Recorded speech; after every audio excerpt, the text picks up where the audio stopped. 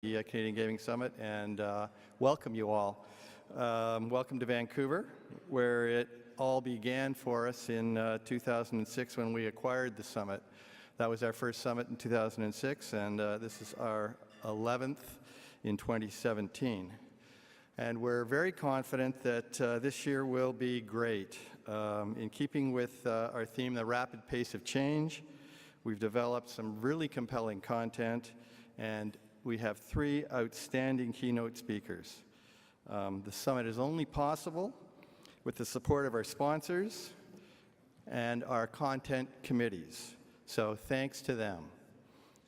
And special thanks to all of you here, because without you being here, there wouldn't be a summit.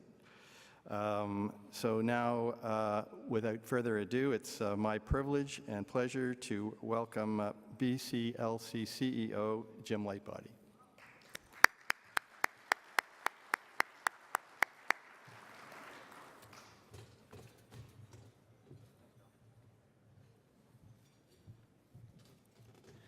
Thanks, Bill. Good morning, everybody, and welcome to Vancouver and the 2017 Canadian Gaming Summit. You know, I think it's very appropriate that our theme this year, as Bill mentioned, is the rapid pace of change, because as an industry, we need to really embrace that.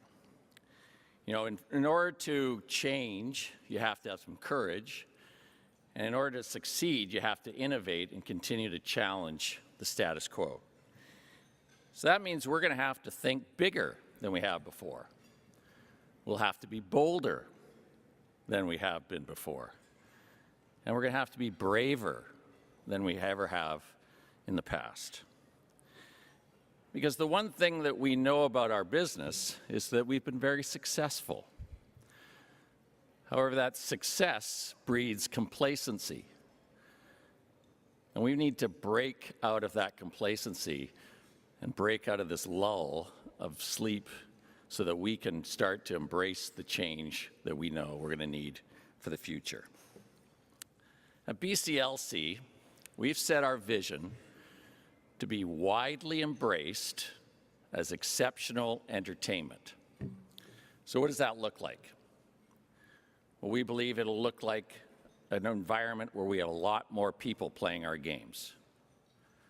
It'll also be an environment where even our harshest critics will respect us for what we do and how we do it.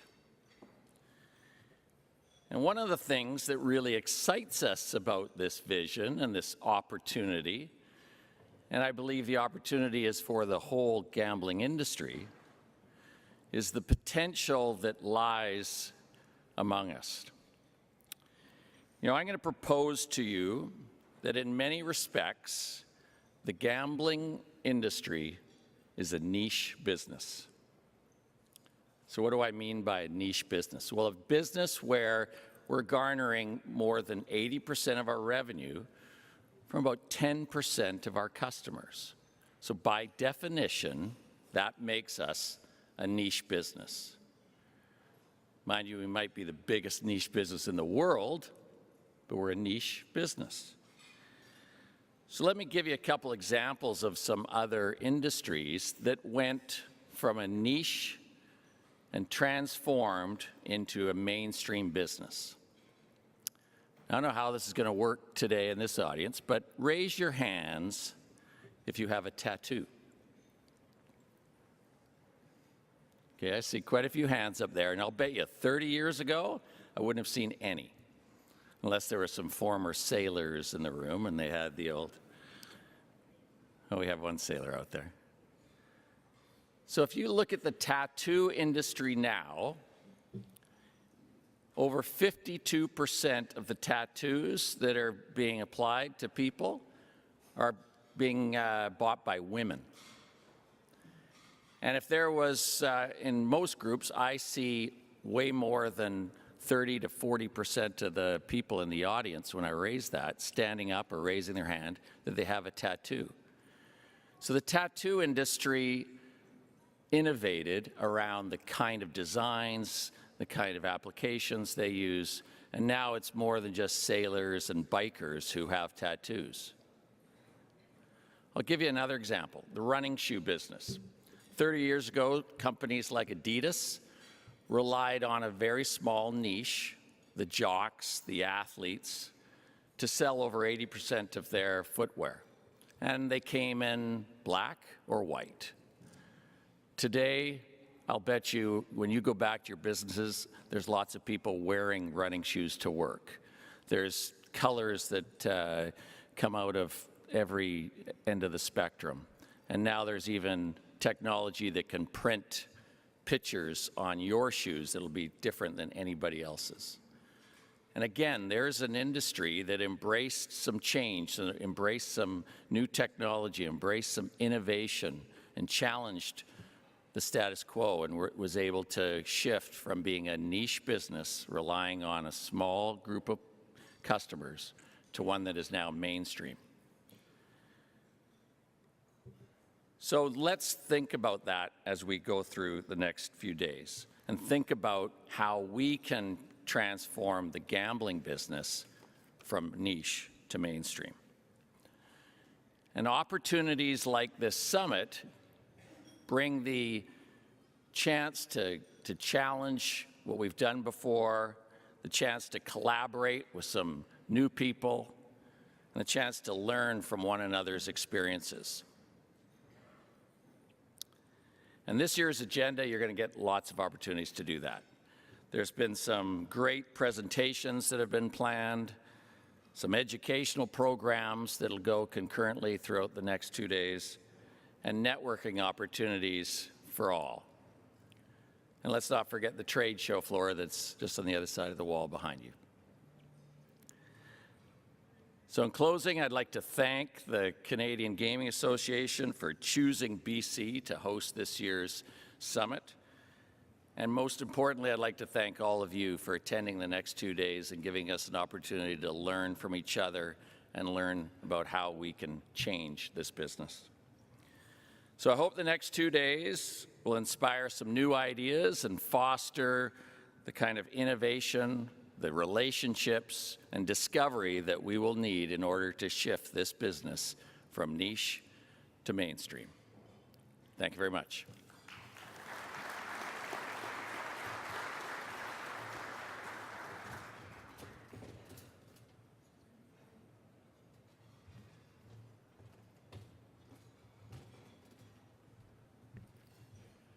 Jim, if you were sitting in the audience, would you have put your hand up? Okay. Okay, now I'd like to ask Rick Meitzler, the President and CEO of Novomatic, to the platform. Novomatic is one of our platinum sponsors. We really appreciate it. So Rick, please come forward.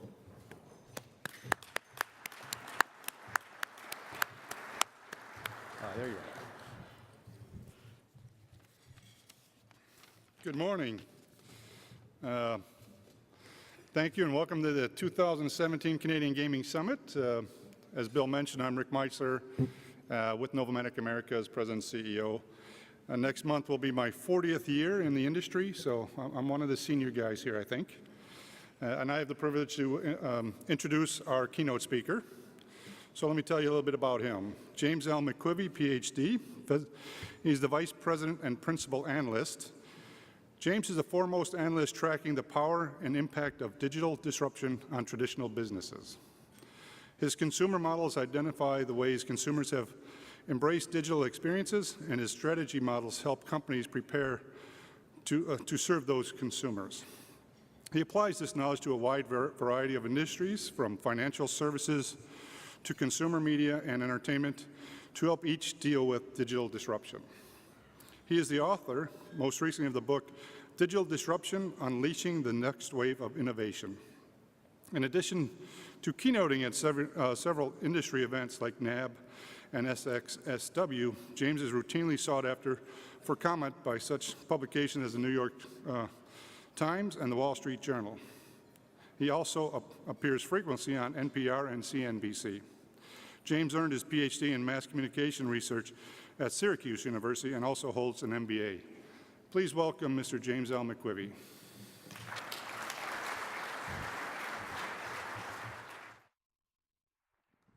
Thank you.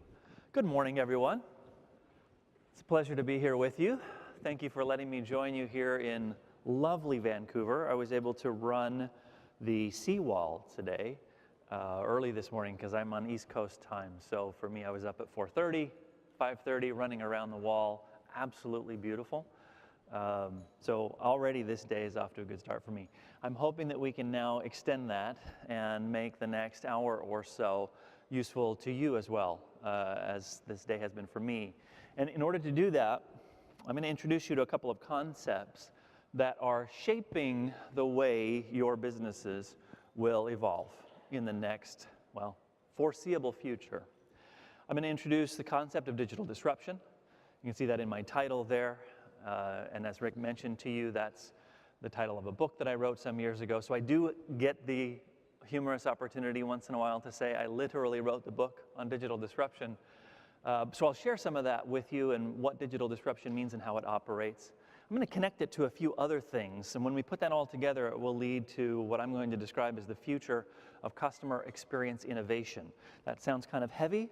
It doesn't need to be. That future will be very easy for me to summarize once we get through some of these concepts. So we'll do some case study discussion, some concept presentation, and I'll be looking to see whether you're following along and getting what I'm saying. If at any point you have a question you want to add, I can see you more or less, so you feel free to interject. But definitely at the end, we'll leave time for Q&A so that you can ask whatever questions have come to your mind while we've been discussing this. Let's start with a little bit of history. So this is not the actual record bar where I used to go as a kid to University Mall in Orem, Utah, which was the only place that was available to me to buy records and then eventually cassette tapes. But it looked a lot like this, so I grabbed this one from the internet. I can't promise that there was the same tape dispenser and everything on the counter, but I remember that logo of Record Bar. This is interesting that we were just hearing from Jim, the industries that have managed to go from niche to mainstream, and the tattoo example is a great one. Let's go the other direction. Let's talk about industries that used to be really big and everybody bought things from them and now are almost gone. That's this industry. There was a time, especially at the peak of the CD movement, when CDs were generating tens of billions of dollars a year for the recording industry. And essentially, in that era, people would go do concerts. If you're a performer, you would go do a concert, and you wouldn't charge that much because you wanted as many people in the room as possible because they would all go home and buy your album. And that was where you made your money. And this is where that album was sold, in a place like this, typically. Now, it could have been something a little fancier, like a Tower Records or some other retail concept, or it was integrated into Walmart or wherever you had it, Canadian Tire, you name it. That's fine as long as the medium through which the product is being sold doesn't change. Meaning that as long as there's some physical distribution that is requiring people to come to a store like this in order to get access to your music and pay that $10 for an album of which only 3 of the songs were really worth paying for, but you didn't know that until after you bought it, so it's too late. You remember that. So now we're looking at an industry that thought, we are going to be making easy money in perpetuity, and then along comes the internet. And what does the internet do? Everyone talks about piracy, and they talk about all those things really did happen. But the more important thing is the internet changed people's perception of what it means to experience music. That when I was growing up, music was something that came in a round black object with a needle that my parents would get angry if we placed it on the record incorrectly. That was the experience of music. We even had one of those old wood console record players. You remember those? They looked like a piece of furniture, and you lift up the top and you play your records. That was the experience of music, but it was dependent on the form factor, the physical format of the record. Well, once that format disappears, and that's what happens around 1999 when a company called Napster was started, and then that's what continued in 2001 when a company called Apple said, we're going to come up with a new form factor for listening to music, and it's a battery-run device with a couple of really iconic-looking headphones. And then we're going to change the form factor, and then suddenly the experience was up for grabs. Anybody could say, I don't need to have a retail setup. I don't need to format the music in a particular physical format. I just need to have access to someone's digital device where I could push my music into their digital device. Oh, and by the way, it's a lot cheaper to send music digitally than it is to do this. So the physical format of the experience changes, and the expectation on the consumer side changes, and suddenly billions of dollars are disappearing out of that industry. Where did those dollars go? Interestingly, they started going back to concerts. And around this time, these performers who used to make so much money from their CDs, and now they're watching that go down, they start saying, well, if you want to see me perform live, you're going to pay $100, $200, $300 for the privilege. And people do. So now it's inverted completely. If you're Beyonce, you're Rihanna, you're making this much money off of concerts and only this much off of your recorded music. We have people like Taylor Swift who are breaking records every year of how much music they're selling digitally. And then the amount of money that they're making when you compare it to what Madonna was making in her heyday during the CD era is like 10%.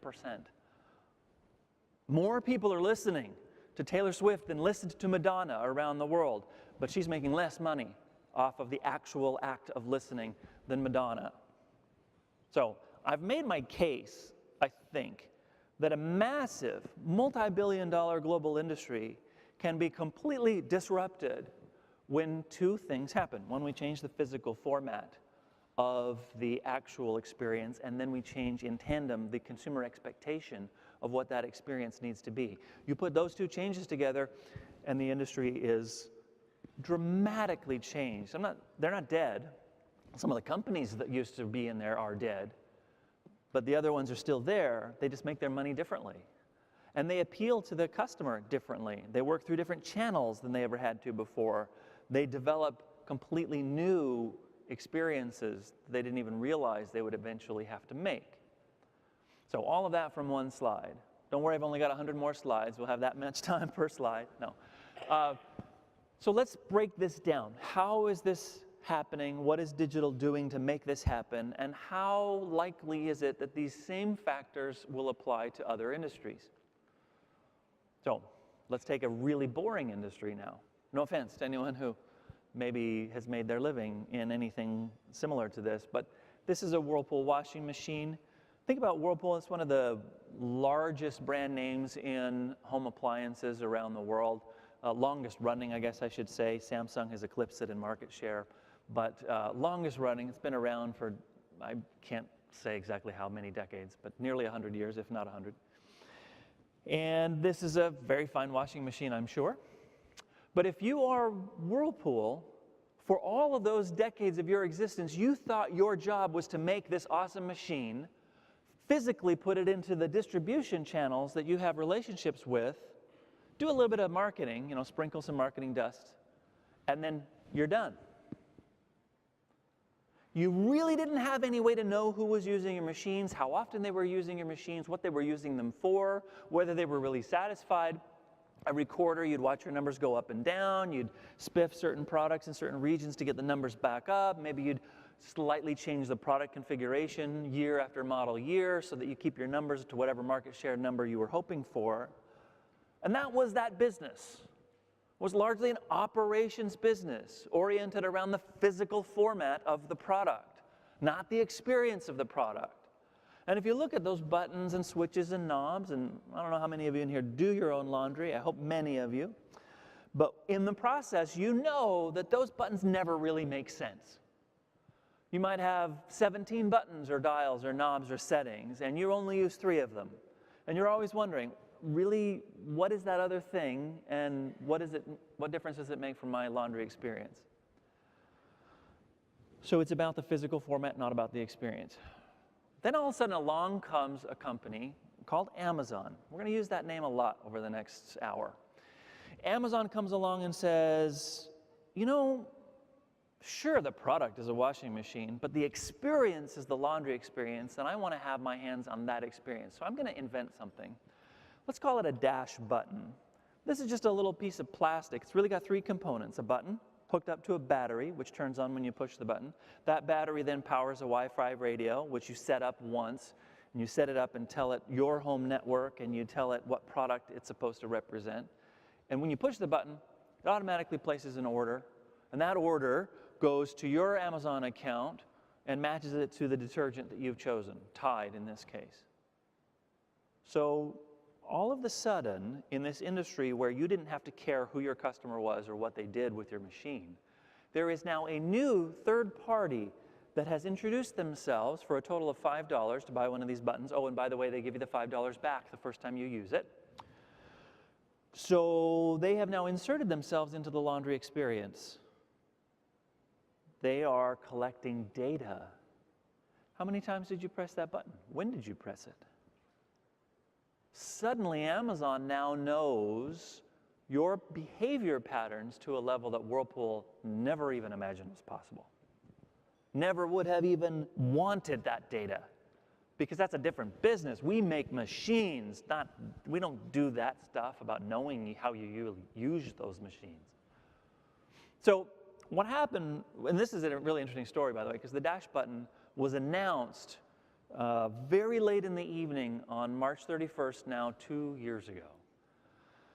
Now, very late in the evening California time, so here, Pacific Coast time, and what that means is it actually hit the wires in New York on April 1st. So everyone in New York wakes up and there's an announcement from Amazon on April Fool's Day that says we're going to give people buttons that they can push to order stuff. And people in New York have a field day. Like, oh, this is such a silly April Fool's Day joke. How ridiculous are we that we are too lazy to pull out our phone or go over to the PC to order something, that we just want to push a button? That's so ridiculous. So Amazon actually had to issue a new press release that said, by the way, we weren't kidding. This is a real product. Since then, they've now developed over 500 different branded buttons that you can buy. They have these available in 4 different countries. You can assign those 500 buttons to, I think, over 3,000 different products, so you could have multiple versions for Tide, for example. You can also get a completely generic one that you write what you want on it. So that if you keep buying something from Amazon, they'll actually send you a note saying, you seem to buy this a lot from us. Why don't we just give you a button that you can push to order that? I get that a lot because I have some things that I buy from them enough that they say to me, you really ought to just get a dash button. I haven't gotten a dash button, and I'll tell you why later, because I found an easier way than pushing a button to reorder something from Amazon. Okay, so here I am on Whirlpool. I make these machines. I am saying my job is this. I do this. I make the machine. I don't worry about the experience. But then there's this little piece in me that's nervous and says, am I missing out? And the answer is yes. So Whirlpool does something really interesting. Last year they announced, and then this year they expanded, a line of washing machines that are connected to the internet, that have a reservoir for laundry detergent that you fill up once, and the reservoir gets used until it gets down to a certain level where there's a sensor that says you're about to run out, and that sensor inside the machine then orders your detergent. You don't even have to push the button. It automatically orders it. Now, the irony of all this is that you order it from whom? Amazon. But the fact is, Whirlpool has decided to make a play for the relationship with the customer that this kind of technology allows. And the main reason that they should want this is because of the value of the data that they will collect. Now, whereas Amazon can tell how many times you push the button and when, Whirlpool has dozens of sensors inside that machine that they can collect data from. In fact, I met with a Whirlpool executive now 3 years ago, before this strategy had been announced. And I was talking to him about what is the opportunity for sensors in the laundry. And he said to me, I got to tell you, we already have every sensor in the machine that we would want to have. We just can't access it because we can see no path for us to ask our customers to connect their machines to the internet. Because the only thing that we would be telling them is, we just want your data. And nobody wants that to happen. So now they have a mechanism. We're going to replenish your detergent just like Amazon does. See, we're like them. Don't be scared. And we are going to then use the data to tell you things like, you keep using this particular wash cycle on this temperature. It turns out that based on what you're doing, we think you should use this other cycle at this temperature. So they can start to become your coach and help you get more out of their machine so that you are more satisfied with the machine itself, more likely to buy another one of their machines next time you have the chance to buy a machine.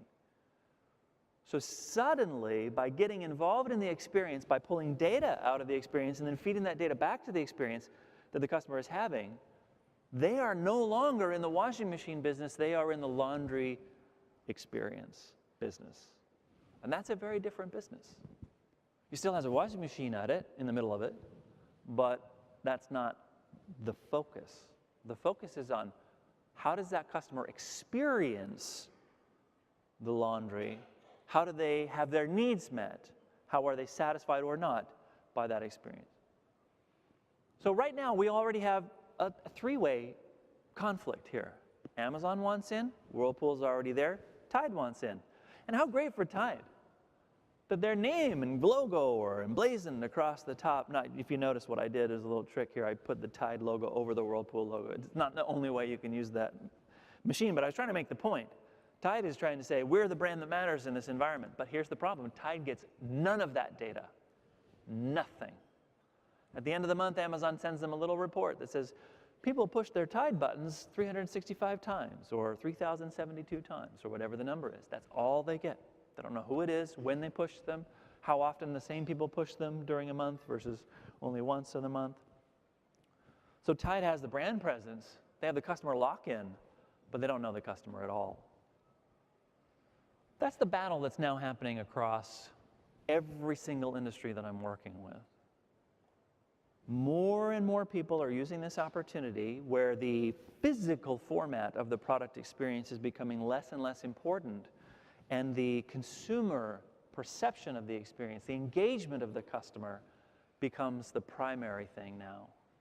It's happening all around the world, such that when it's time to replace that machine, instead of me going online to a store and saying, gee, I wonder which of these 200 machines I should get, really we should just have the machine recommend a replacement.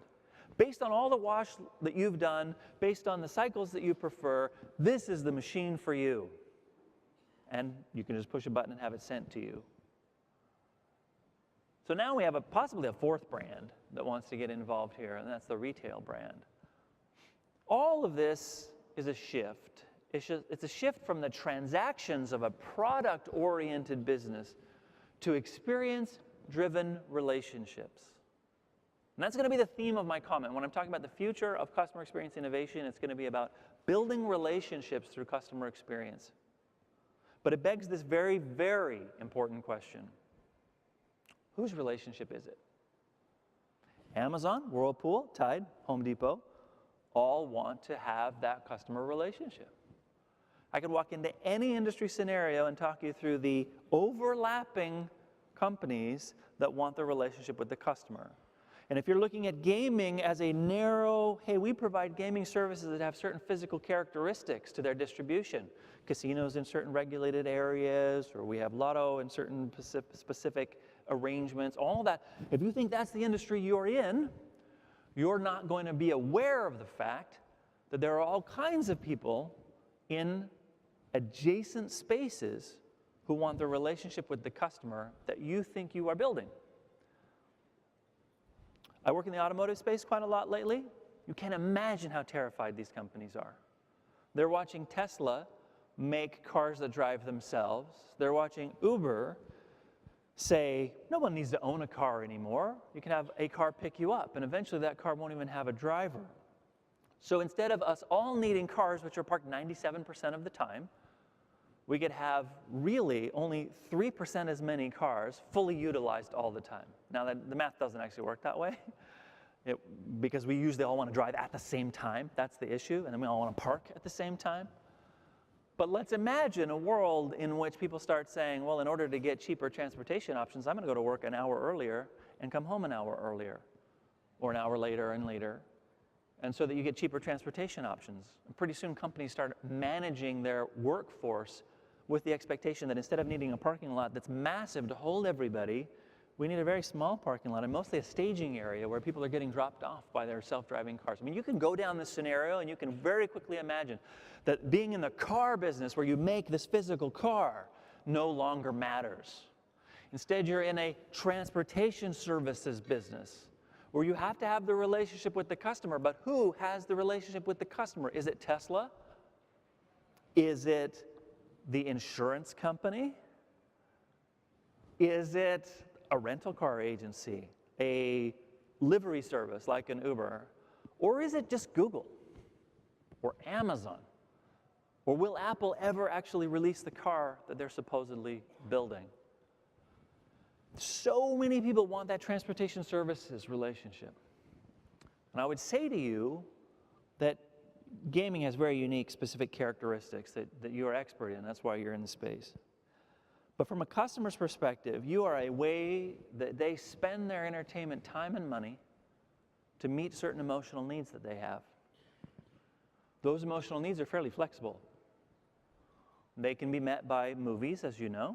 They can be met by concerts. They can be met increasingly by someone pulling out a little small device and just gaming. Maybe they're playing on some conquest somewhere with a group of people all around the world where they're out earning gold coins and then spending money for the privilege of earning gold coins. All of those are adjacent spaces that you have to contemplate you are now competing with, working with, perhaps collaborating with in the future of your business. With this question in mind, whose relationship ultimately is this? I want to talk about three forces that are making this question so important right now. These forces, I've organized them in kind of this dynamic cube, which is just rolling and rolling and rolling, because they feed each other. The first one is digital disruption down there at the bottom that I've been talking about before. I'll put up at the top consumer hyperadoption. I'll explain that one briefly. That one's easy to do. And then I'll talk about how both of those together work on customer experience so that we can get to how to innovate customer experience and build the relationship that we need you to build in order to stay viable and hopefully not just be viable, but valuable in the lives of your customers. So what is consumer hyperadoption? Now it's been since 2015 when Apple created really the category of smartwatch. They weren't the first to make smartwatches, but no one was really paying attention to smartwatches until Apple made the Apple Watch. Now, and still a lot of people call it the iWatch. That's never been its name, but hey, you know, I'll forgive you if you call it, since they call everything everything. 26%, that's the number of people in our survey, the day that Apple Watch went on sale in the United States. We surveyed adults in the United States that day, and we asked them, do you know about this category? Do you know about this watch? What do you think about Apple? A whole bunch of questions. And then we said, by the way, given what you now know now about smartwatch as a category, do you think you'll ever own one? Let me just quickly hear, who has a smartwatch? Raise your hand. Okay, a handful of you. A wristful of you.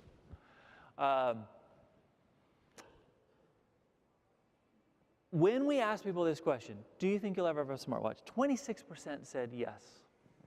Now, they didn't say they'd get it right away, and we have methods and models for predicting how long it will take them to actually get them. We estimate it's about 3.5 years, so we're more than halfway through that cycle now. That represents about 52 million people in the United States. If we take that number and model it out to how many people will have a smartwatch actually it'll be, let's see, we're 2017, so it'll be close to the end of 2018. There should be about 52 million people that have a smartwatch. Most of those will be Apple Watches, but people like me are rebels, and we have our Android watches. But here's the point. You say 26%, James, you're about to tell me that technology is changing everything, but that's not even a majority of people that are saying they want this brand new shiny thing. Although 52 million is nothing to sneeze at. I hear what you would say if you were to make that complaint to me.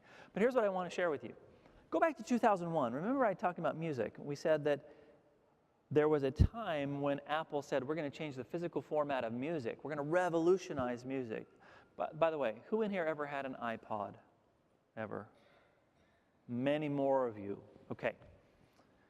Let me tell you that in 2001, when we were doing this same survey work, the iPod had already been out for several months, and we did a survey of thousands of people in the US, and we said, are you aware of this category, this MP3 player thing? Do you know about the iPod? Yes, yes, that's all those answers. And then we said the same basic question, do you think you will ever own one? 2.7% said they would. So, you know, this is not the hardest math I'll present. 26%, roughly 10 times higher than 2.7. I'm going to use that as my basic evidence of what I call consumer hyperadoption. So my own doctoral work, going back into the 90s, was trying to predict consumer technology behaviors. This is what I went to school for. It's just a passion of mine. I was the kid who in 7th grade spent his paper route money and bought a new computer, an Atari 400, which none of you probably even know existed. And I just thought, how come no one else wants one of these? Wow. And so I got really obsessed with the idea that some people want new technologies and other people don't. And I went to college to become an expert in that. And then I came to Forrester in 1998, and I've been surveying on this topic forever. Online shopping, using mobile internet. Will you get an iPod?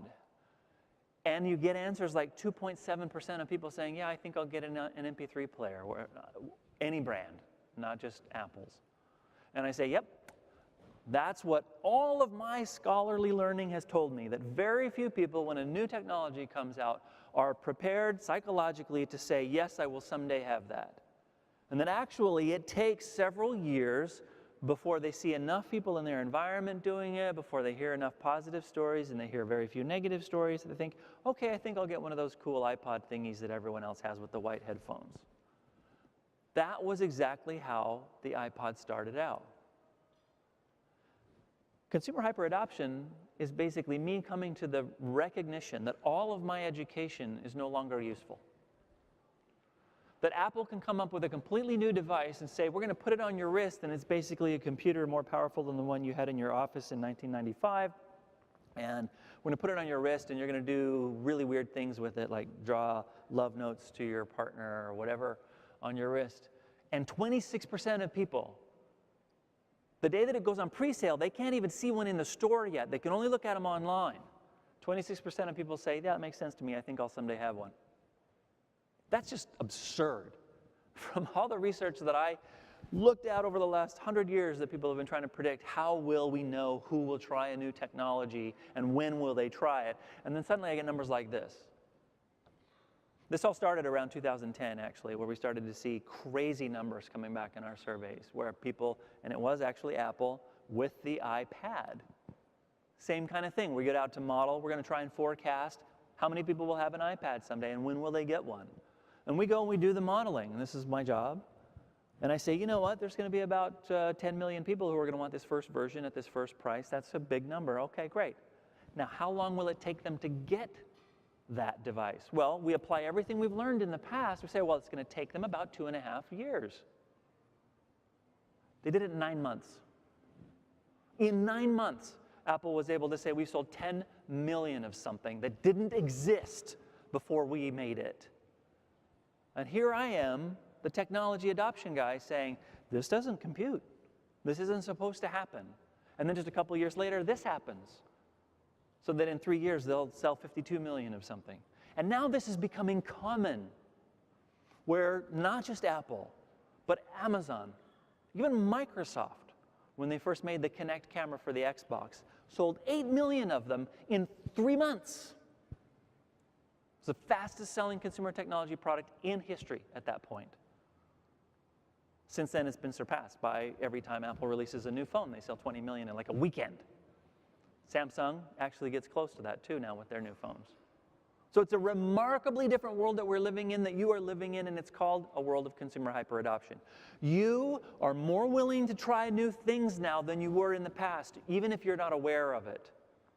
So when someone says, oh, there's this new speaker microphone that you can talk to in your home, and your first thought is, well, I don't want a microphone listening to me in my home because that sounds really creepy.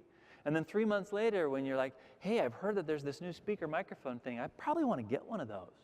You don't even realize you've changed your perspective in 3 months. You just have. And I see it in our data over and over and over. I see it around the world. Just in the last 6 months, I've been in Brazil, India, China. This Friday, I'm giving a speech in Peru. Everywhere I go, consumer hyperadoption is happening. And it's leading to dramatic consumer behavior change. And this is when the thing that you're talking about is expensive. What happens if it's free? What happens if I can give you a service that changes a fundamental aspect of your life and it's totally free? That's called WhatsApp. Late last year, WhatsApp, which is a free text messaging tool, it's not as common in North America as it is everywhere else in the world, so if you're not familiar with it, you don't feel bad. They reached more than 1 billion monthly users. Now they're up to 1.3 billion monthly users.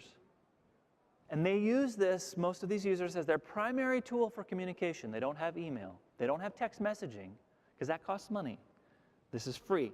They just have either some access to Wi-Fi, and over Wi-Fi, they are using really cool little phones to do text messaging and then eventually video conferencing and voice phone calls.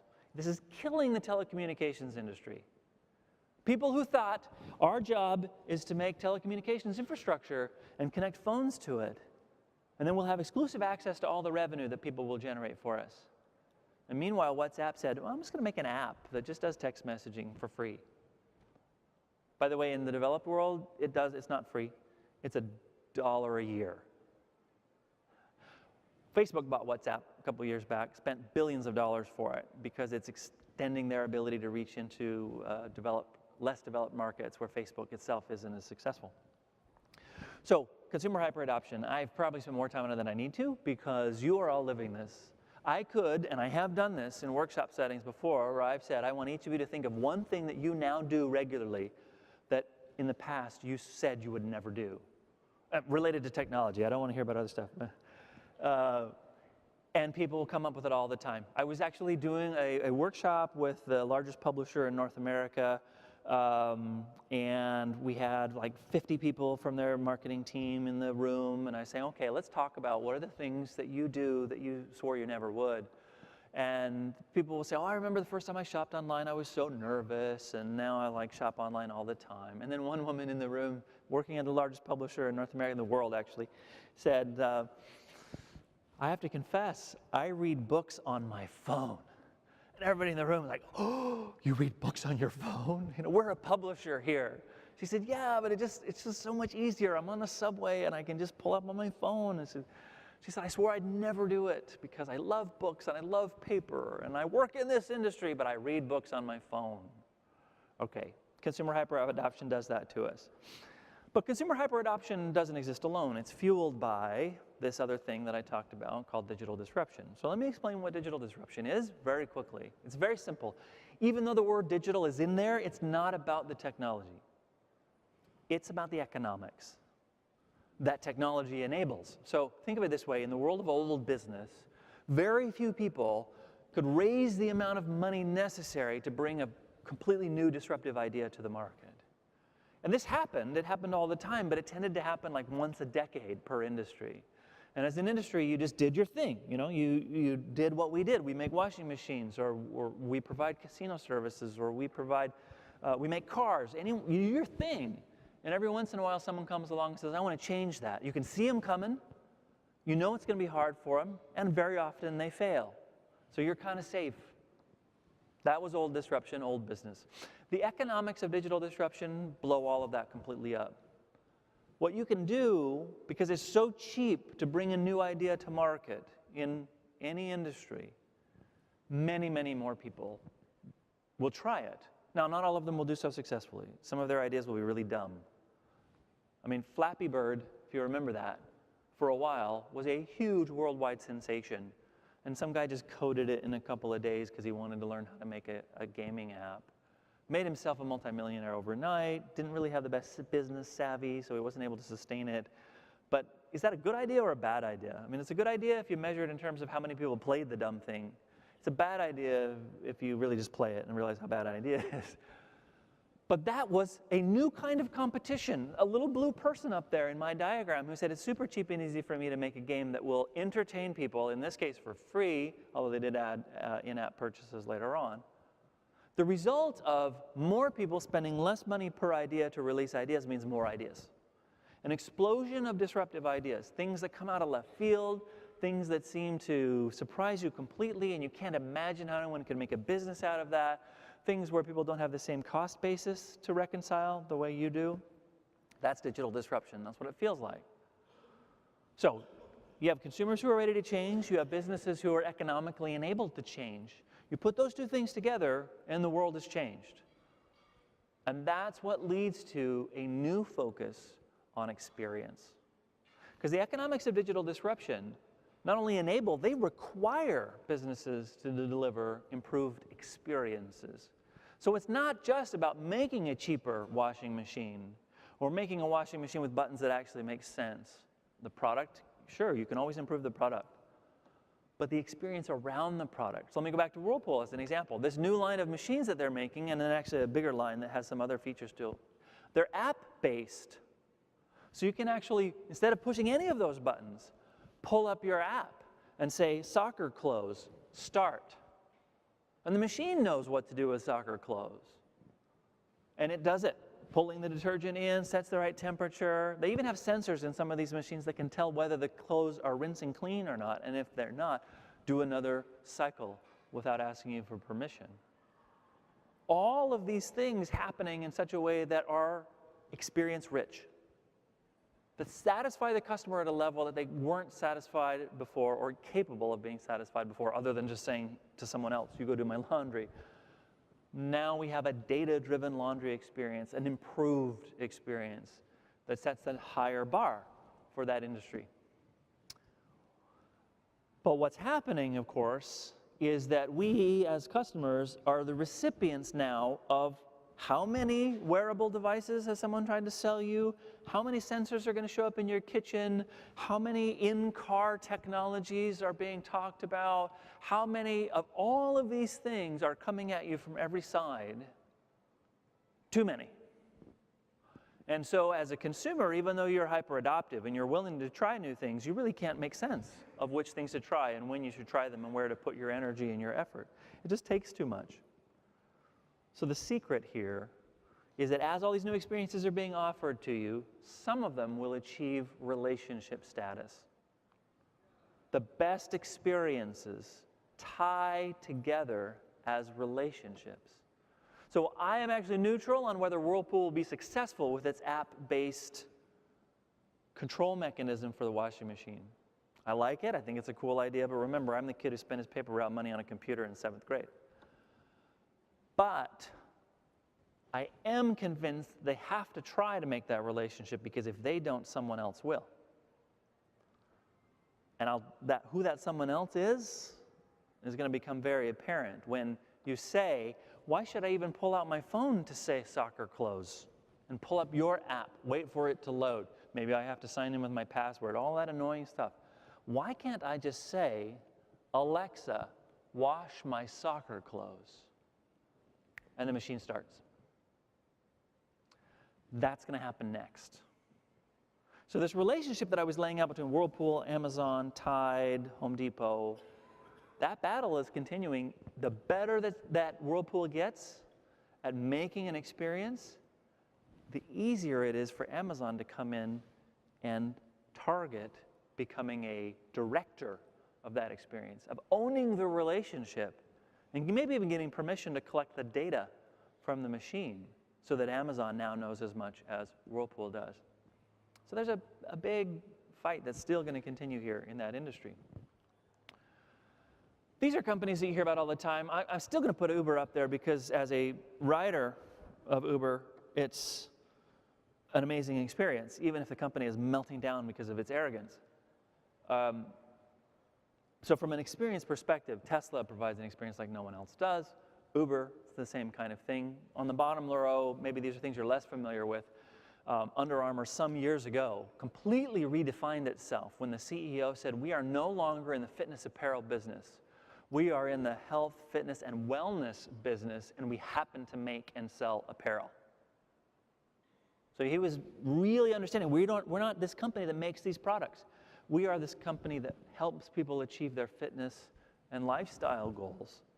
And to do that, we sell them some things. So they bought MapMyFitness. They bought 2 other major fitness tracking apps. Overnight, basically, they had 25 million people who were delivering multiple times per week their fitness data. These fitness tracking devices and apps report up to Under Armour how many miles you're running, under what temperature conditions you're running, whether you're biking, and based on all of that, they can start to come back and not only sell to you better, we see that you like to run in this kind of weather, we've got exactly the gear for you, but they can actually change what they make based on that data. 25 million, you can't make a focus group that big. And here they have all of that data. The one down on the right, that one's a little different. That one's called Lose It. Lose It is a calorie tracking app that I actually profiled in my book. I've been following them for a number of years. Calorie tracking app, for the first 4 years, they had 4 employees. Talk about digital disruption. This is a company that spent a couple $100,000 to launch itself because they used open source software. They used Amazon Web Services technology to launch their whole business. They had 4 employees for 4 years, then they hired another 4 for the next 4 years, and now I think they're up to 12 total employees. And they serve a customer base of about 25 million people off of 12 employees. So their cost basis for serving their customers is tremendously impressive. But this right here is, if anyone's ever done any calorie tracking, you know what a pain that is. You got to, every time you eat, you sit down and say, I ate this, I ate that, I ate that. Well, now they built last year the ability to take a picture of your plate, and the camera will, based on what you've historically eaten and recorded, and what other people have historically eaten and recorded, will say, oh, it looks like you're eating these things, and this is what your nutrient components are for that food. So they're making it incredibly easy to stay in a relationship with them, because the longer you stay in that relationship, the more they're going to be able to do to support your lifestyle. These are all relationship-driven experiences. The thing about the Tesla that really, really surprises people until they own one or know someone who does own one is you think, well, it's just a fancy sedan that goes really fast off the line. But on the other hand, when they update the software in the car every couple of weeks, and last fall they did a full upgrade where basically you felt like you got a new car. I don't own one, but I know people who do, and they were just raving about it. I went out to my car and it was a new car. Because the experience of the car keeps improving, keeps changing. This is not about products, it's about experiences. It's about the relationships that those experiences can help build. But it's not just these fancy companies that you hear about that are delivering these relationships that feel like this. It can also be something as pedestrian as a pharmacy. These are screenshots from CVS's pharmacy app where you can load all the members of your family. In our home with 6 children, this is really important. We've got everybody's information in my app so that when I go to CVS, I pull up in my app the right barcode, they scan it, they know which medication to give, and I'm just paying off my phone. It makes everything really, really simple to track. So they're having a relationship with me. You have companies like, this is Target, you can't really tell down on the bottom right there. Target, the retailer, which I know didn't really impress much here in Canada when they tried, but down in the US, they have pioneered a completely powerful retail experience called My Cartwheel, or Target Cartwheel. And Cartwheel is simply an online shopping app that makes the in-store shopping experience so much more rewarding, not only in terms of coupons, but also in terms of guiding your purchases so that you get the right products and you get them at the right price. It's a relationship. At this point, I believe, how many billions of dollars have they saved their users over the last 3 years since this was announced? But it's a relationship, a data-driven relationship. You've got something like this. This is from Progressive Auto Insurance. You're familiar with these little devices that they send you in the mail. You plug them into the dashboard of your car, and then they collect data from that device to tell you whether you're a good driver and whether you qualify for a discount or not. And the beauty of that is suddenly you're in an industry that in the past only touched you at renewal time or when you got in an accident. None of those are really positive experiences. And then all of a sudden Progressive is saying, hey, we're on your side. We're trying to save you money. We want to make sure you're a safe driver and we want to reward you for it. Let's have a 6-week honeymoon where we collect data from you and we send you emails every week saying, you're doing a great job, keep it up, and you're going to get a 10% discount. And suddenly they are changing the nature of their relationship, not just with the data, but it's what they do to the experience of having that relationship with that data. And then finally, this is from Schwab. Charles Schwab for years was saying, oh, people who have a lot of money, which I am not one, so I can't say that they're representing me, but people who have a lot of money will only trust their investments when they're managed by a personal relationship manager, a personal investment manager, sorry, who has a relationship with me. And that investment management relationship is so fundamental to our industry that it will never allow us to be disrupted. Well, then along comes something called robo-advising, where instead of having actual humans checking all the stocks and making recommendations and being paid a lot of money, we just have a really smart artificial intelligence behind the scene that's just watching all the numbers and how they move up and down and moving your money around to minimize fees, minimize taxes, and maximize returns without any human beings having to crunch numbers and make recommendations, all driven by robo-advisors. So a couple years ago, Schwab said, you know what, this robo-advising thing, we don't recommend it, we don't think it's the right thing to do, but given that people seem to want it, we're going to give you one. And so they do. And the fees on their robo-advising product are a fraction of their fees for the human advising product. But in the process, they now create a different kind of relationship than they had before. In every single one of these relationships, massive transfer of data, massive permission to enter a new part of someone's life and help them maximize the value they get out of that part of their life. This is a pattern that we're going to see now, industry across industry. So let's talk about how to build these kind of relationships. There is a model that I use called Innovating the Adjacent Possible. It's a terrible name. It's written up there on the top. We didn't invent it. It actually comes out of evolutionary biology. It's the best way we have to explain how evolution has occurred to produce things like sight and flight, which are two of the biggest mysteries in the world of evolution, is how in the world did that happen. What happens, we see, is that rather than beginning with a goal in mind, so let me make this really clear. If I'm Whirlpool and I'm making my washing machines and I'm saying, what's the future of washing machines? Oh, I think the future of washing machines looks like this. Let's start walking in that direction. That would be a little bit like an organism saying, oh, I want to eventually fly. What will it take to fly? I'm going to need some wings. All right, let's go make that happen. That's never the way companies succeed. 5-year plans? Oh, come on.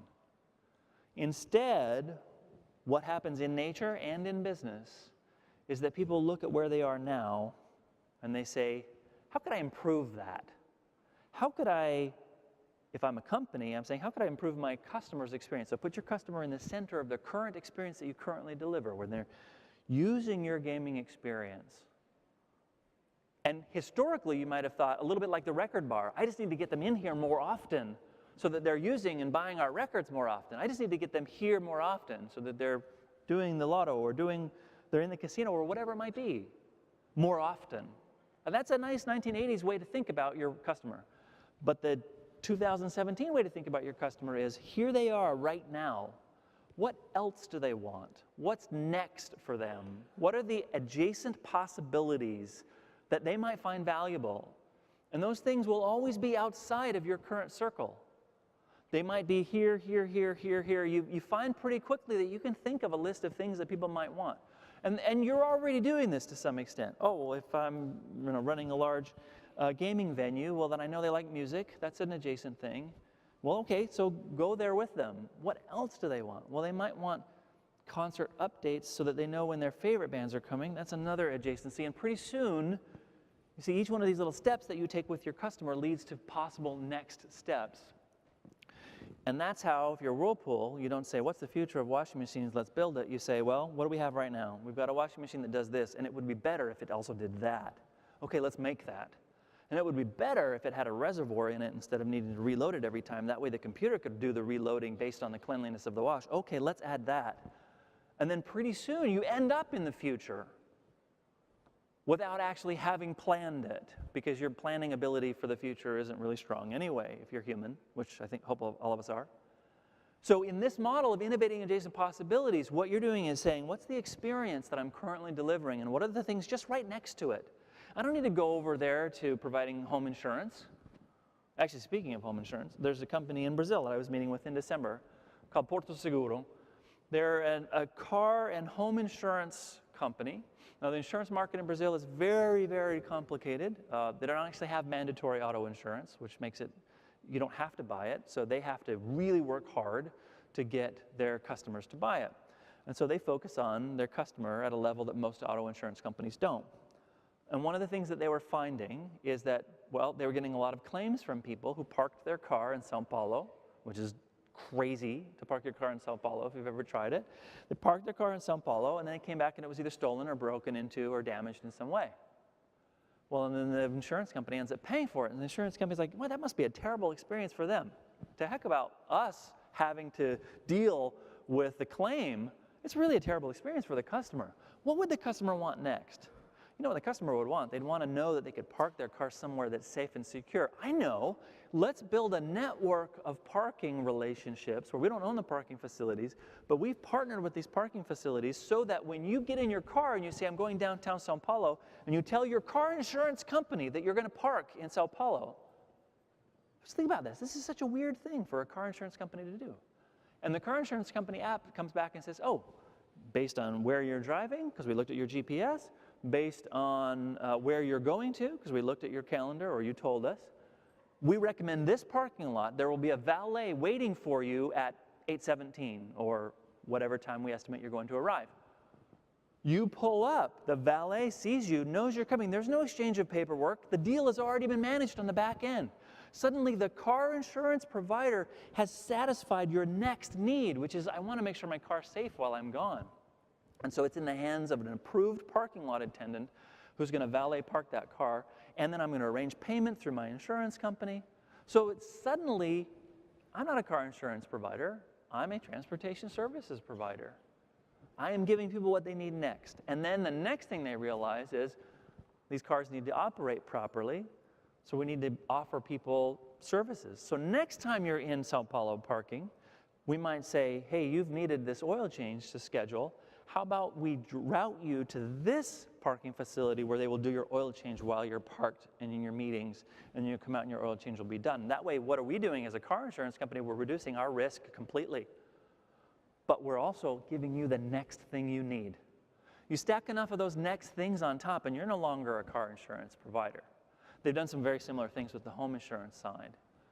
Now, why have they done that when no one else around the world, and believe me, I've been around the world and talked to car insurance companies around the world, no one else is providing that level of service. The reason is they have to compete. They are competing against car companies who are offering similar things, against third-party home security and personal security services, which for wealthy people in Sao Paulo is kind of a big service. They're competing. They have to compete. Whereas most car insurance companies see themselves only competing on rates for similarly priced product experiences. They don't see themselves competing to deliver the right experience and innovating to deliver the next thing that customer wants. So this is really the secret to how you get to the next level in any industry, to the future of that industry. You just give people what they need next, and you do that over and over and over. Now there's also some really smart method to this, is that if you're innovating, saying, here's the future of our business, let's go off and build it. It takes a couple $1 million in a couple of years, and then it may be wrong, at which point you've wasted a lot of investment. Whereas this adjacent possibilities model is very simple. You can do it in a marketing department, you can do it in a technology department, in an operations department, you can do it anywhere, where you just say, given our responsibilities, what's the next thing we need to do? Now, the great thing is here, if you do that thing and the customer likes it, great. If you do that thing and it didn't work, customer doesn't like it, you've only spent this much time and money. That's really one of the genius aspects of this model. I'll give you an example of that. Disney is a company that a couple of years ago, with massive brand power that Disney has, mobile gaming is soaring around the world, and Disney is getting tens of thousands of people to play its mobile games. Toy Story 2 and Pirates of the Caribbean 28 and all of those. They're making these really elaborate, cool games, and no one's playing them. You think, wow, what's going on here? So I wrote this case study on this guy, Tim Fitzrandolph, who was working in Burbank at Disney's mobile gaming studio. And they're just all discouraged. We have the best brand in the world and we can't get anyone to play our games. So he says, you know what? Rather than saying, what product that Disney wants to make could we get people to use, which is the way they'd been asking it, they instead said, let's start with the gamer. What mobile games do people seem to want to play? And can we make one like that? That's exactly what they did. I won't go through the whole process of how they did it. They used an agile development method that involved 3-week sprints. So at any point they could pull away and wouldn't have lost hardly anything in time or money if it wasn't succeeding, but it was succeeding. It eventually led to the Where's My Water, which was the first game made by a traditional media company, mobile game made by a traditional media company, that became a bestseller. Was competing with Angry Birds, was competing with Cut the Rope, was competing with Temple Run. And so what do? You get to this point where people are satisfied. You say, well, now what do they need? What do they need next? Well, you basically take this outside-in customer approach and you keep running with it. This was a team of just 5 people, 3 weeks, proved this concept, made it very successful. And this agile method I was talking about, finally when they release this game, they get successful enough that they say, let's make this a habit. So they do Where's My Water? They add Where's My Perry, which is the same game, but now reformatted with an actual Disney-branded character, because the first one was so experimental they didn't even put the Disney name or any Disney characters in it. And then this team now starts to get the hang of it. You know what? We just look around at the mobile gaming business, and we say, how do we make a game that people seem to want to play, instead of how do we make a Disney game and ask people to play it? It's a very, very different question. It led him to call the people at Temple Run and say, hey, would you mind if we put one of our Disney characters in your game? Well, that was the easiest phone call ever made. It worked so well, they did it again. This team, after a couple of years of doing this, finally was given permission to put the Mickey right in the middle of one of their games. And they made a game called Where's My Mickey, where you're trying to deliver water to a lemonade stand so that Mickey can give lemonade to all of his friends. Delightful game. All of these were top 5 best-selling games, completely changed Disney's approach to mobile gaming. They had another 6 or 8 games during this time period that were also bestsellers. They learned. Start with what the customer wants and just keep giving them more of that, and then learn, and then give them more, and then learn, and then give them something else you've seen you have learned from them, and so on. And that's the method to the model. So that when we start talking about relationships, instead of seeing it as, oh, you know, we have this really relationship-oriented model with like a concierge, like a Schwab-level person who's there for you when you need something, or as a hotel does. I mean, concierge, no offense to hotel concierge, but the problem is, I don't always know if the person behind the desk is smarter about the question I'm asking than I am, because I've got Yelp in my hand. But then sometimes there's a line of people, so it's not a scalable resource. But what if you could scale that resource? What if when you checked in, you just logged your mobile phone number so that you could text the hotel with your questions, say, hey, I need more towels, and then I don't have to go to the phone, figure out which one of those icons on the buttons really represents housekeeping and at your service and whatever those are supposed to mean. Have you ever tried to use those phone buttons? It's terrible. I don't have to figure any of that out. I just text. And so I can now have a scalable relationship with the hotel that's easier for me to manage, easier for them to manage. The cost is so much better than having to have a whole bunch of concierge on staff. And it's going to be more expert, no offense. So there's 3 aspects of these relationships that are worth focusing on. I call them turning the keys to deepen your customer relationship. Those things are frequency, emotion, and convenience. Now, I could now launch into a separate hour just on those 3 things. I won't. But think about that. When you are looking at your business, now, remember I said before, if you'll remember, I said that the record bar got in this trap of thinking, how do we just get people in here more often? And you say, well, now he's talking about frequency. Isn't that the same thing? It is, but it isn't. And I'll illustrate that in a moment, but I want you to think of that as not necessarily the frequency of another transaction, but the frequency of interaction. And the Progressive Auto Insurance example is a good one, because there I'm actually talking about not selling more auto insurance, but having more frequent interaction in a positive emotional way that makes the relationship with me more memorable and more convenient. and saves me money if I'm a better driver, which I'm not, by the way, so that doesn't help me. So you think about that, and let me illustrate that, because I do believe that turning these keys can turn any industry into a relationship-oriented industry. This, I've mentioned it a couple of times now. I've been trying to hold back.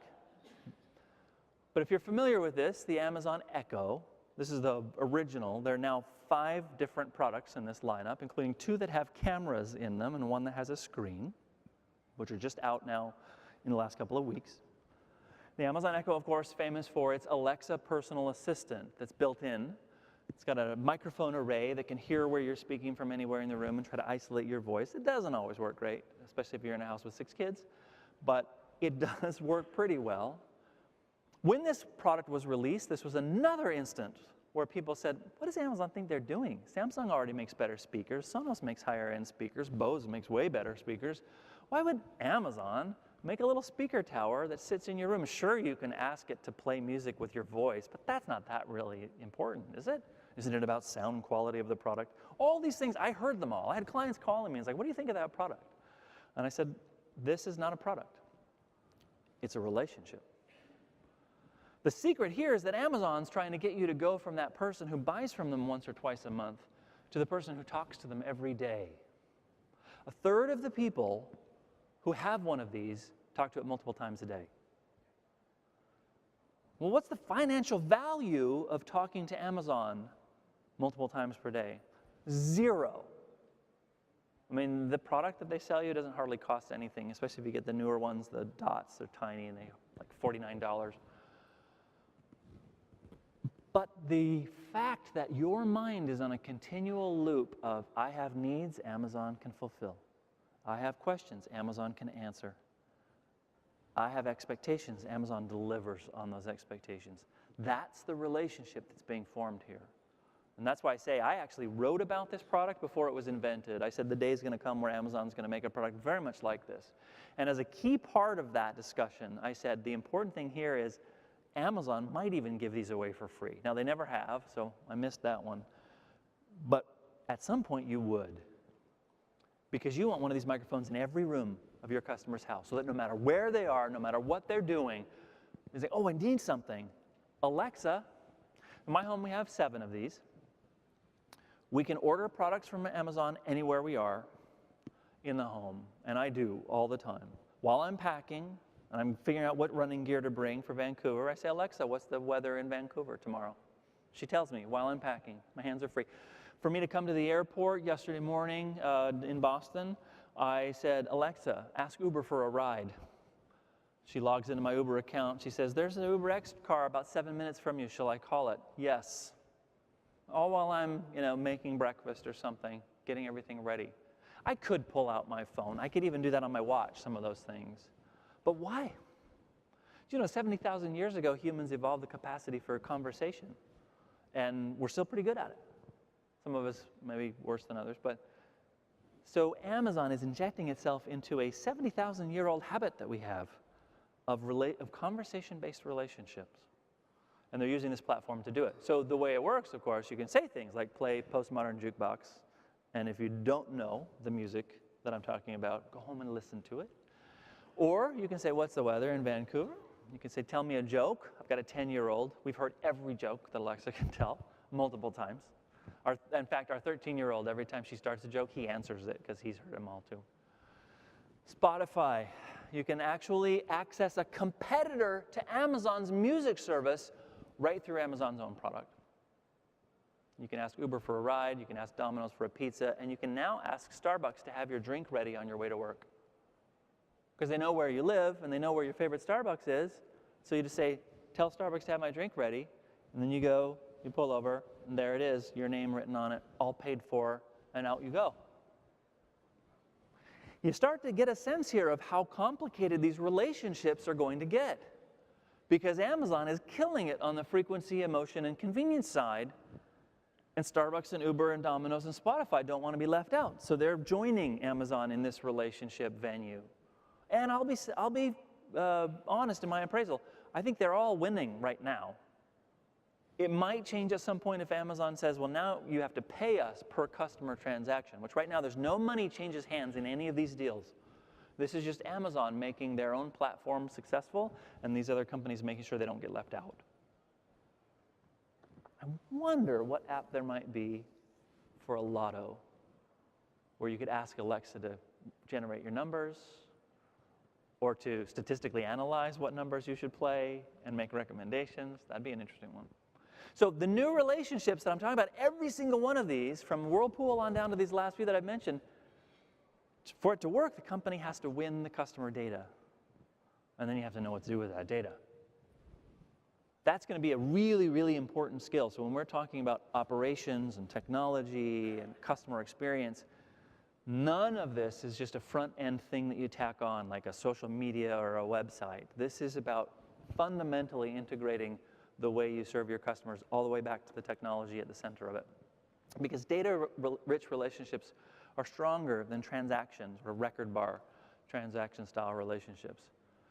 The data analysis can help customers get what they want out of life, that horizontal approach to the customer's lifestyle goals as opposed to the product goals that they have, where you're just engaging in transactions related to the product.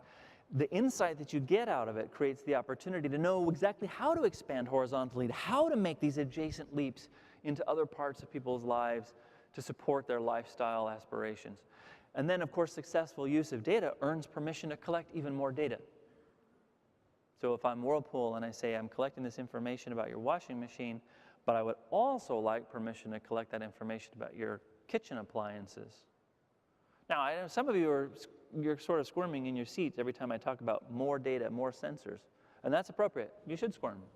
I'm just telling you what's going to happen, not necessarily how you should feel about it.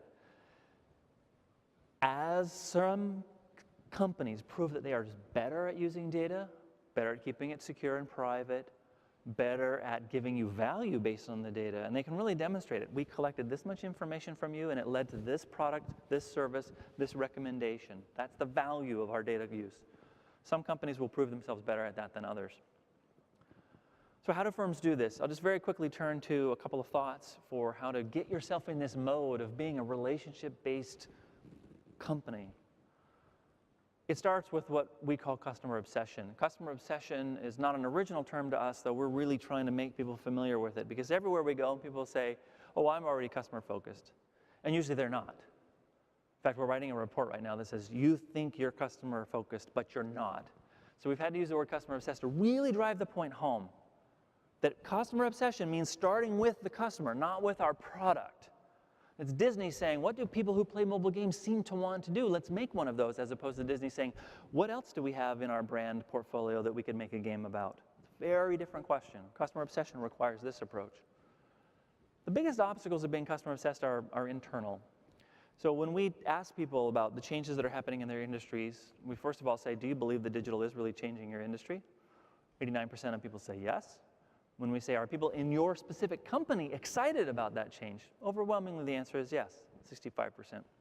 When we say, do you have the skills you need to participate in all of these changes? The answer gets smaller, 38%. But I'm not too worried about that. You can acquire skills. A bigger problem is this: policy and practice. Do you have the formal policies and the informal kind of cultural practices that will allow you to adapt to these changes that digital and customer obsession will bring? And the answer is no. Only 32% of people say that they have that, and to be honest, the deeper I talk to people, it's not a strong 32%. Now, interestingly, when I separate that last item by whether or not you're a vice president or above or below, what do you think happens? The vice presidents, oh, they're really confident. Oh, that policy that I made? Of course, it's good. It's going to help us change. We're going to be ready for the future. The people who work for those vice presidents, 24% agree. So that's a gap. And I think that's the most significant gap. The good news is that when I talk to executives and I share numbers like this, they say, yeah, I think that's our problem too. Me getting up at a company meeting and saying, we're going to innovate, isn't the same as me actually saying, I need to enable you as a company to innovate. I wrote a whole report last year called Leadership in the Age of the Customer that talks about what does 25 years of business research tell us about how leaders can affect a repositioning towards customer focus or customer obsession, using our language. And it is possible.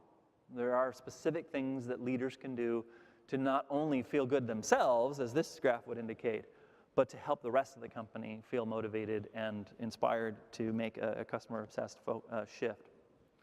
So yes, it's usually internal policy, internal culture that gets in the way. And that means that your work's cut out for you. You also work in a regulated environment. And so it's very easy sometimes to say, well, we'd like to be more innovative, but the regulators are tying our hands. And I know it's easy to say that. I hear that from financial services and healthcare all the time too. And yet suddenly someone turns around and does something really customer-focused. And the people in those industries say, wow, I guess I should have thought of that.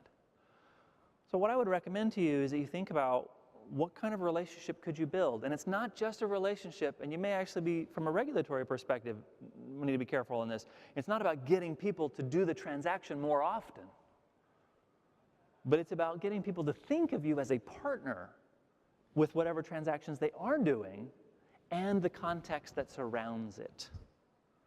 So that you are a little bit like, I'm thinking Amazon all day long. I have a question, Amazon has the answer. I have a need, Amazon can fulfill it.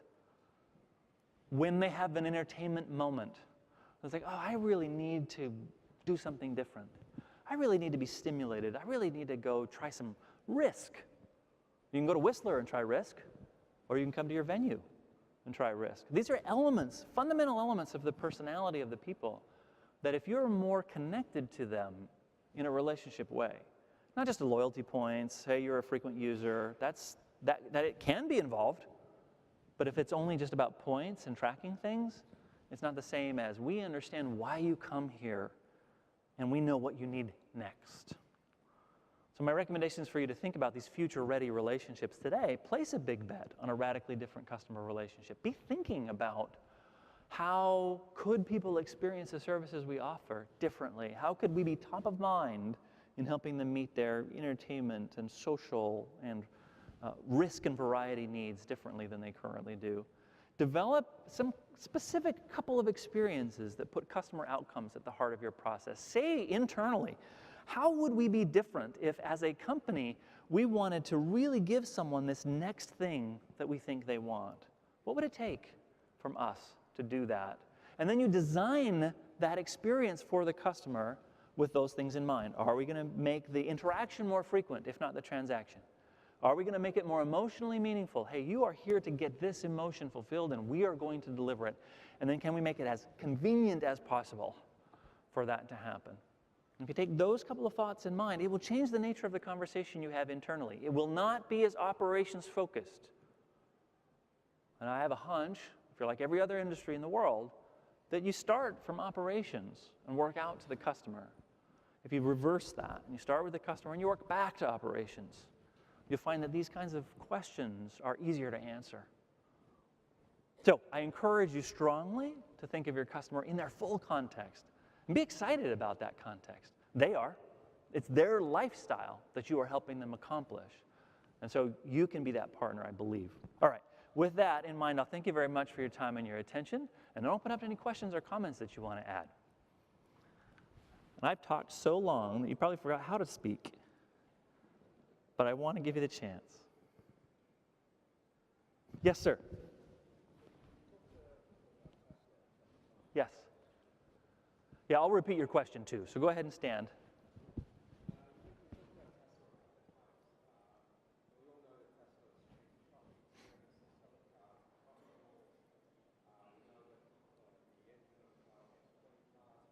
Yeah. Yeah.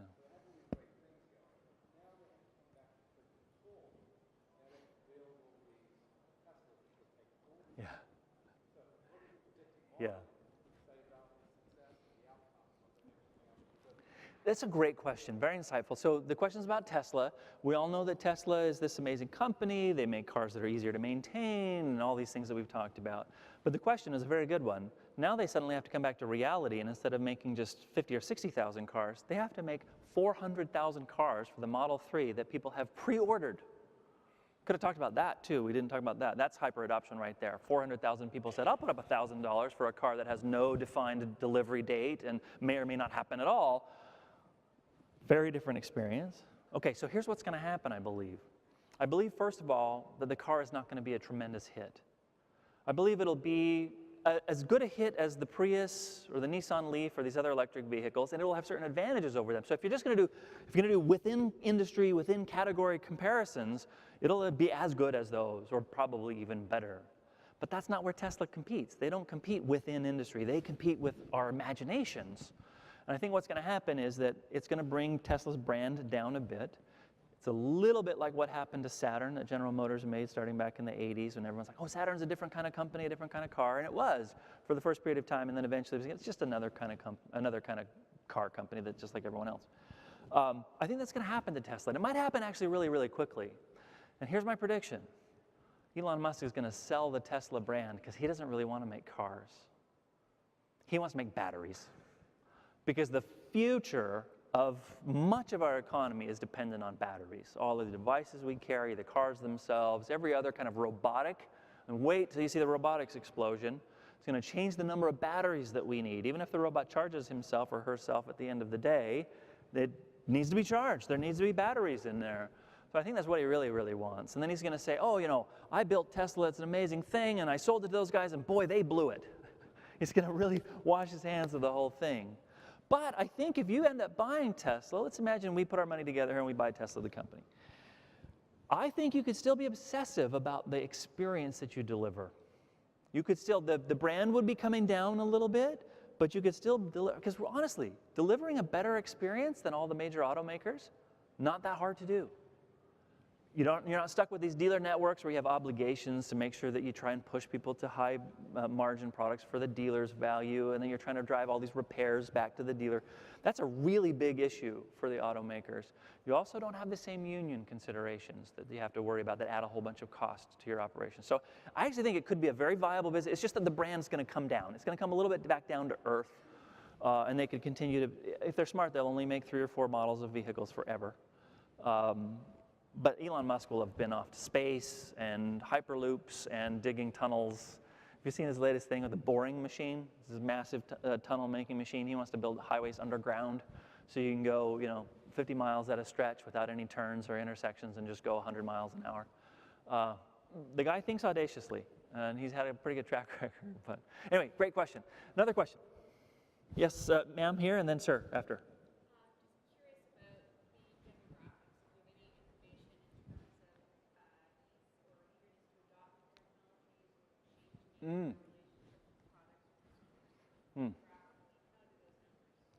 So the question's a great one. It's what do the demographics tell us about people's readiness for change and willingness to change the relationships that they have? It's a very important question to ask, and it does work out more or less as you would expect. The older that someone is, the less likely they are to consider new kinds of, not just new brands, although Tesla is a counterexample because it's mostly older people who are driving Tesla, but that took a lot of effort to get those people away from Mercedes and Lexus. But generally, the older you are, the less likely you are to try new brands. But it's actually more nuanced than that. It's the less likely you are to try new business model relationships.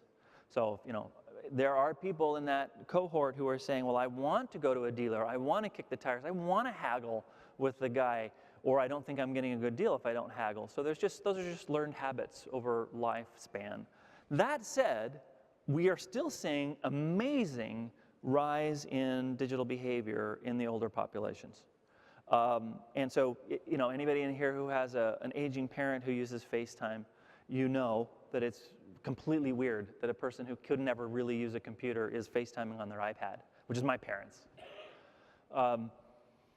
So yes, but when we get down to the younger demographic, and I imagine that's where you were thinking as well, to this term that we collectively call the millennials, which are just sort of people in their 20s, they are amazingly flexible in products, business model experience, and relationship. They have almost no loyalty. And we saw this in the US last year with how much they did not care at all about Hillary Clinton. That the millennials who are politically aligned with the values of Hillary Clinton still say like, yeah, I'm not going to vote for her. I have issues. And I won't go more political than that. But what it means is that from a brand's perspective, and I talk to brands about this all the time down, who are studying millennials and trying to work with them, is that you never own them. You never have them. They are never yours. They are always in this kind of, hey, as long as you continue to serve me, I will continue to reconsider coming back to you. We've seen this with social media as a good example. That they burned through Facebook, and now they're still on there because grandma's on Facebook and they have to be. But they then went to Snapchat, and all they do is snap. And my son just came home from college to tell us, or to hang out with us for a little bit this summer, and he said, oh yeah, sorry guys, you keep trying to send me stuff on Facebook. I don't have the app anymore. I mean, I can log in on my laptop once in a while, so I can still see all that stuff, but I just don't have the app on my phone. He's so cool about it. It's like, what do you do? Well, I use Snap for these things, and he's got a list of different social, but he's not loyal to any of those social networks that, you know, when I was in that generation that was like, MTV, that's our generation, that's the spirit of us, we are MTV. That is not going to happen for this group. They're not going to be aligned to any particular brand. I mean, I'm editorializing a bit beyond the data, but that's the way I would interpret what I'm seeing. So, next question back there. Yeah.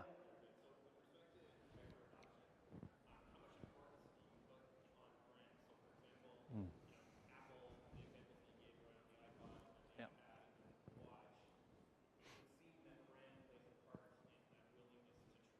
Yes. Yes. So there's two schools of thought in the world. Oh, so the question, sorry, is about brand. How much weight do we put on brand? Apple is an example. It seems like brand is going to matter a lot more. There's two schools of thought in this area, and I have been in both of them at different times, and I'm finally coming to a conclusion on this.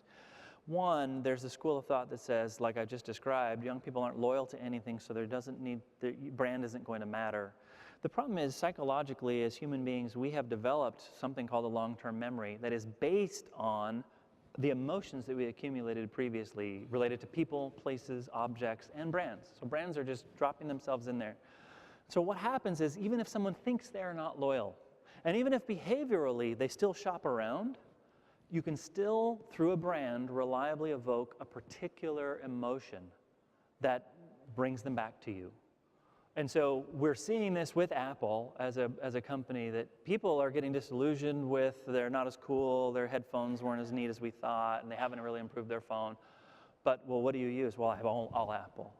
So the emotion is there, even if the psychology of brand, the brand identification, the overt brand identification, if you're tracking brand loyalty by that alone, where you say, what are the brands that really mean a lot to you? There aren't a lot.